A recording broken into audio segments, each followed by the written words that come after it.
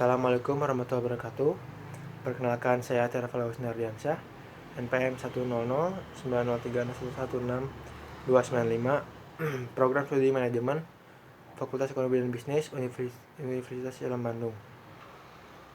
Di sini saya akan memaparkan tentang analisis kinerja rantai pasok produk bahan dengan menggunakan metode Supply Chain Operation Reference atau SCORE, studi kasus pada CV Sianjong Teknik. Yang pertama, latar belakang. Supply chain management merupakan kegiatan pengolahan bahan mentah menjadi barang dalam proses atau barang setengah jadi dan barang jadi, kemudian mengirimkan barang tersebut ke konsumen melalui sistem distribusi. Kegiatan ini mencakup fungsi pembelian yang berhubungan antara pemasok dan distributor. Supply chain management merupakan pendekatan untuk mengoptimalkan integrasi antara supplier, manufaktur, gudang, dan penyimpanan, sehingga produksi dan distribusi barang dapat dilakukan dalam jumlah yang tepat, lokasi yang tepat, waktu yang tepat, serta meminimalisir biaya dan memberikan kepuasan layanan terhadap pelanggan. CV Sianjong Teknik adalah sebuah perusahaan yang bergerak dalam bidang industri minuman tradisional Jawa Barat. CV Sianjong Teknik seringkali mengalami permasalahan, salah satunya adalah keterlambatan dalam hal pengadaan bahan baku dan penyampaian produk yang dikarenakan kendala pada jarak lokasi yang lumayan cukup jauh dan pada sumber daya yang tersedia. Berikutnya ada rumusan masalah. Yang pertama, bagaimana kinerja rantai pasok yang dilakukan oleh CV Sianjong Teknik. Yang kedua, bagaimana kinerja rantai pasok dengan menggunakan metode SCORE. Berikutnya ada tujuan penelitian. Tujuan penelitian ini adalah untuk menganalisis kinerja rantai pasok yang dilakukan oleh CV Sianjong Teknik. Kemudian, tujuan penelitian ini adalah untuk menganalisis kinerja rantai pasok dengan menggunakan metode SCORE. Berikutnya ada bagian paradigma konseptual penelitian. Paradigma teori yaitu manajemen operasi. Selanjutnya middle teori yaitu supply chain management. Selanjutnya aplikasi yaitu supply chain operation reference atau SCORE. Selanjutnya output yaitu mengoptimasi kinerja supply chain management. Selanjutnya algoritma. Dimulai dari melakukan observasi, wawancara, dan dokumentasi. Selanjutnya melakukan pengumpulan data dan identifikasi masalah.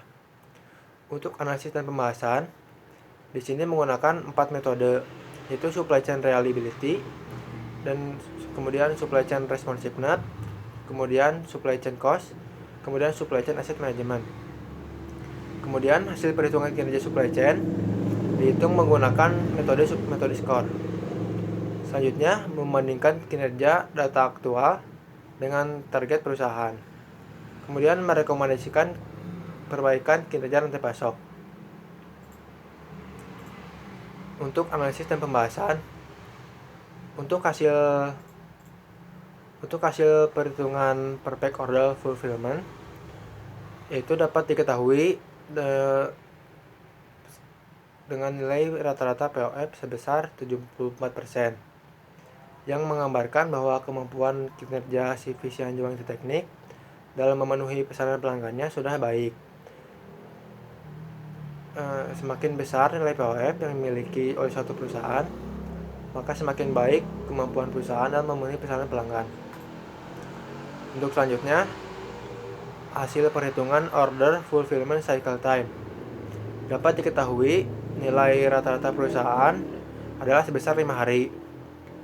Yaitu kinerja CV Sianjong Teknik dalam kemampuannya memenuhi pesanan pelanggan dengan waktu yang secepat mungkin belum bisa memenuhi keinginan dan harapan pelanggan, sejak dari pelanggan memesan barang sampai barang tersebut sampai ke pelanggan.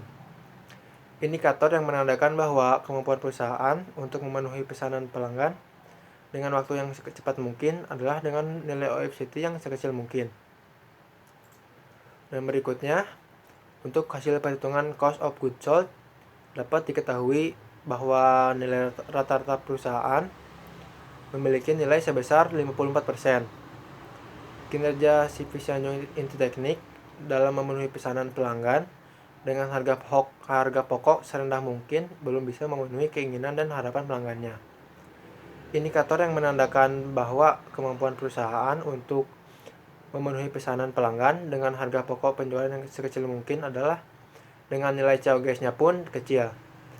Maka dengan semakin kecil nilai COGS perusahaan, maka semakin baik kemampuan perusahaan dalam memenuhi pesanan. Selanjutnya, untuk hasil perhitungan cash to cash cycle time, perusahaan memiliki waktu 4 hari untuk menyimpan produk, memerlukan waktu 30 hari untuk menerima pembayaran dari toko retail, dan memerlukan waktu 14 hari untuk membayar pembelian bahan baku ke supplier, dan menghasilkan angka dari hasil perhitungan cash to cash cycle time sebesar 19 hari. Hasil dari angka tersebut merupakan hasil dari perhitungan aktual perusahaan. Angka cash to cash cycle time yang baik adalah angka kemampuan rantai pasok perusahaan untuk mempercepat alur kas. Semakin kecil maka semakin baik nilainya. Kemudian data aktual perusahaan.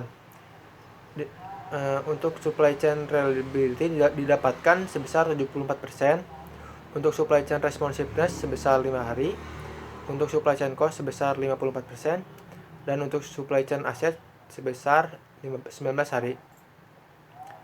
Pada gap analysis, data aktual dibandingkan dengan data target perusahaan dan memiliki gap